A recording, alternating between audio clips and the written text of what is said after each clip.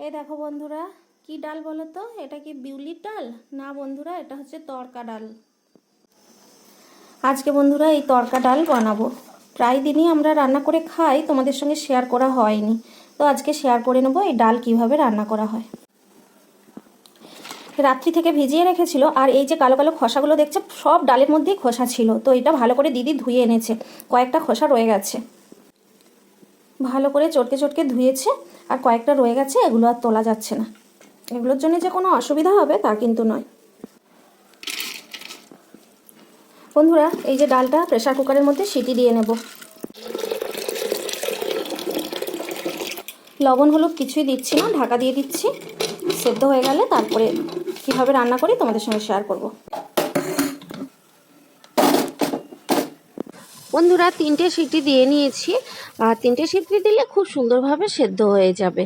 আর এখানে দেখো, ফোড়নের জন্য 5 ফোড়ন আর জিরে শুকনো খোলাতে আমি ভালো করে ভেজে নিয়েছি, আর এই দেখো নোড়া দিয়ে গুঁড়িয়ে নিলাম।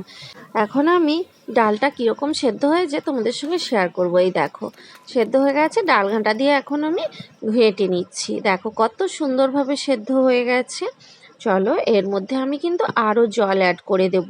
আর তড়কা ডাল কিন্তু সাধারণত একটু বসায় রান্না করা হয়, মানে গাঢ় গাঢ় টাইপের, কিন্তু আমরা যেহেতু ভাত দিয়ে খাবো সেই জন্য একটু পাতলা বানিয়েছি। তোমরা যদি রুটি পরোটা দিয়ে খেতে চাও তাহলে কিন্তু একটু গাঢ় করে বানাবে। আর এই দেখো, ফোড়নে দিয়ে দিলাম শুকনো লঙ্কা, তেজপাতা আর কারি পাতা। তো এই দিয়ে ফোড়ন দিলাম, আর জিরে আর 5 ফোড়ন তো দেখেইছো গুঁড়ো করে রেখেছি। আর এই যে পেঁয়াজ, আদা আর রসুন সব রকম মশলা দিয়ে এই যে ভালো করে মশলাটা কষিয়ে নিচ্ছি। আর রসুন, পেঁয়াজ, আদা এটা দিতেই হবে, দিলে তবে গিয়ে বেশি টেস্টিটা হবে। আর এই দেখো, এর মধ্যে আমি ডালটা ঢেলে দিলাম। কত সুন্দর কালার এসেছে দেখো। লবণ তো দিয়ে দিয়েছি।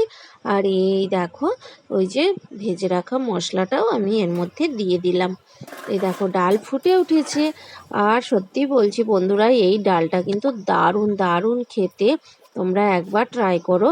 আর যদি এই ডাল না পেয়ে থাকো, বিউলির ডালও এইভাবে রান্না করে খেতে পারো। তো চলো, টাটা।